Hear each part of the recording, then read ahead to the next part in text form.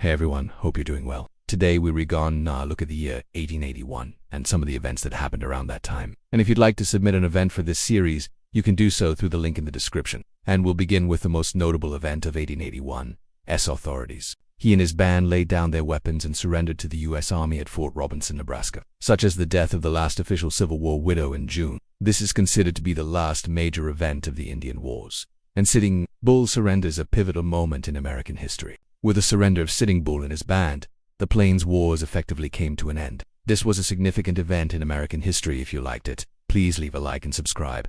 Thanks for watching, as it marked the end of the Indian Wars in the Great Plains and the beginning of the era of westward expansion, which was the surrender of Sitting Bull to U.S. forces on this day. Sitting Bull and his band were taken to a reservation in North Dakota, where they were supposed to live out the rest of their lives. However, Sitting Bull was not happy on the reservation, and he eventually escaped and went to Canada. He lived in exile in Canada for several years before finally returning to the United States in 1905. He spent his later years traveling the country and giving speeches about the need for Native American rights. He was eventually killed in 1918 when he was shot by a Native American police officer while resisting arrest. May 1881.